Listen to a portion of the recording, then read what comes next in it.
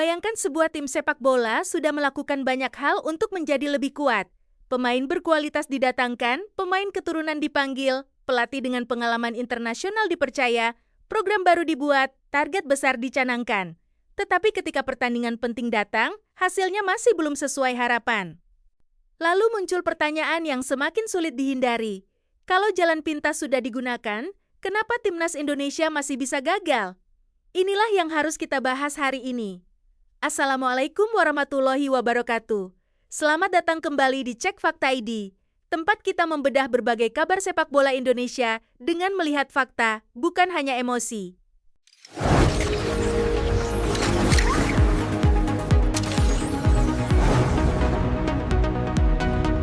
Teman-teman pecinta timnas Indonesia, pembahasan kali ini bukan untuk menyalahkan pemain naturalisasi. Bukan pula untuk mengatakan bahwa pemain lokal tidak cukup bagus. Justru persoalannya jauh lebih besar dari itu. Naturalisasi pada dasarnya adalah salah satu strategi yang dapat digunakan untuk meningkatkan kualitas skuad dalam waktu relatif cepat.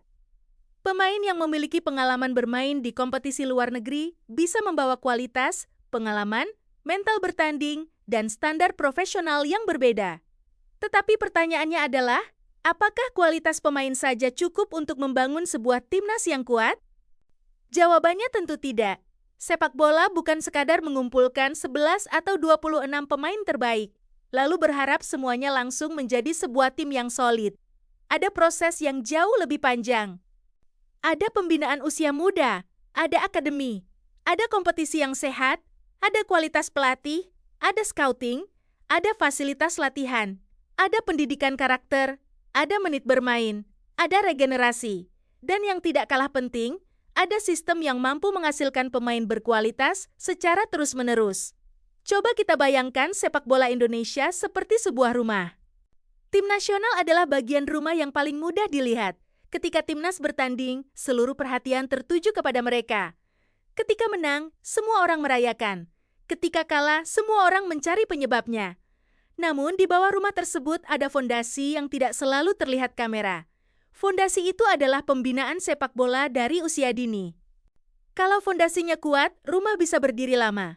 Tetapi kalau fondasinya rapuh, memperindah bagian atas tidak otomatis membuat bangunan menjadi kokoh. Karena itu, perdebatan mengenai naturalisasi seharusnya tidak berhenti pada pertanyaan, apakah terlalu banyak pemain naturalisasi? Pertanyaan yang lebih penting adalah, apa yang sedang kita bangun untuk 10 tahun ke depan? Apakah pemain usia 10, 12, 15, 17, dan 19 tahun memiliki jalur perkembangan yang jelas? Apakah mereka mendapatkan pelatih berkualitas? Apakah mereka mendapatkan kompetisi yang cukup? Apakah klub berani memberikan kesempatan kepada pemain muda? Dan ketika seorang pemain muda tampil bagus, apakah ada sistem yang memastikan perkembangannya tidak berhenti di tengah jalan? Inilah pertanyaan yang sering tenggelam ketika kita terlalu fokus pada hasil pertandingan timnas senior. Padahal, timnas senior hari ini sebenarnya adalah hasil dari pembinaan bertahun-tahun sebelumnya. Kalau kita ingin melihat timnas yang lebih kuat pada masa depan, maka pekerjaan itu harus dimulai jauh sebelum pemain tersebut mengenakan jersey merah putih. Menariknya, arah pembinaan akar rumput memang mulai mendapatkan perhatian lebih besar. Program penjaringan pemain muda, festival sepak bola usia dini, dan pencarian talenta dari berbagai daerah menjadi bagian penting dalam membangun generasi berikutnya. Tetapi disinilah tantangan sebenarnya, konsistensi. Program sepak bola tidak boleh hanya ramai ketika timnas sedang menang. Tidak boleh pula baru dibicarakan ketika timnas sedang gagal. Pembinaan harus berjalan ketika kamera tidak menyorot, ketika stadion tidak penuh, ketika nama pemain muda belum dikenal, dan ketika hasilnya belum bisa langsung terlihat. Karena menciptakan pemain berkualitas membutuhkan waktu. Satu pemain muda mungkin membutuhkan bertahun-tahun untuk berkembang menjadi pemain profesional. Dari teknik dasar, pemahaman taktik, kekuatan fisik, mental bertanding, sampai kemampuan menghadapi tekanan. Tidak ada jalan pintas yang bisa menggantikan seluruh proses tersebut. Inilah alasan mengapa naturalisasi seharusnya dilihat sebagai bagian dari strategi, bukan sebagai pengganti pembinaan. Pemain naturalisasi bisa membantu meningkatkan persaingan, bisa menjadi mentor bagi pemain muda, bisa memberikan pengalaman ketika menghadapi lawan berkualitas. Tetapi setelah pemain tersebut pensiun atau tidak lagi dipanggil, siapa yang akan menggantikannya? Disinilah ukuran keberhasilan sebuah program sepak bola sebenarnya terlihat. Bukan ketika kita memiliki 11 pemain hebat, tetapi ketika kita memiliki puluhan pemain berikutnya yang siap menggantikan mereka. Jadi, apakah jalan pintas itu salah? Belum tentu. Yang menjadi masalah adalah jika jalan pintas dianggap sebagai tujuan akhir. Karena jalan pintas hanya membantu kita mencapai tujuan lebih cepat dalam situasi tertentu.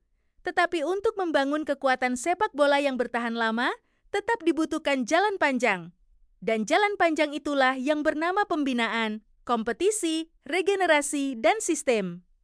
Jadi kalau hari ini kita bertanya, kenapa Timnas Indonesia masih gagal meskipun sudah melakukan banyak perubahan? Jangan buru-buru menunjuk satu pemain. Jangan buru-buru menyalahkan pelatih, dan jangan pula langsung mengatakan naturalisasi adalah penyebab semuanya. Kita harus melihat gambaran yang lebih besar. Karena bisa jadi persoalannya bukan kurangnya pemain berkualitas. Bisa jadi persoalannya adalah bagaimana seluruh potensi tersebut disatukan menjadi sebuah sistem sepak bola yang benar-benar konsisten. Dan pertanyaan terbesar berikutnya adalah, kalau pemain bagus sudah ada, mengapa Timnas masih belum selalu mampu menghasilkan prestasi sesuai harapan? Jawabannya membawa kita kepada persoalan yang lebih dalam. Kualitas permainan, chemistry, taktik, regenerasi, kompetisi domestik, dan konsistensi program. Disitulah kita akan membedahnya lebih jauh. Jangan lupa, di Cek Fakta ID, kita tidak hanya melihat siapa yang menang dan siapa yang kalah. Kita mencoba mencari tahu apa yang sebenarnya terjadi di balik sebuah hasil pertandingan. Karena Timnas Indonesia bukan hanya tentang 11 pemain di lapangan. Timnas adalah gambaran dari seluruh ekosistem sepak bola Indonesia. Dan kalau kita ingin melihat Merah Putih berdiri lebih tinggi di level Asia, maka yang harus dibangun bukan hanya timnya. Sistemnya juga harus kuat. Kalau pemain berkualitas sudah tersedia, pemain keturunan sudah didatangkan, pengalaman internasional semakin banyak, lalu mengapa Timnas Indonesia masih belum selalu mampu mengubah potensi menjadi prestasi? Inilah pertanyaan yang jauh lebih penting daripada sekadar memperdebatkan siapa pemain lokal dan siapa pemain naturalisasi.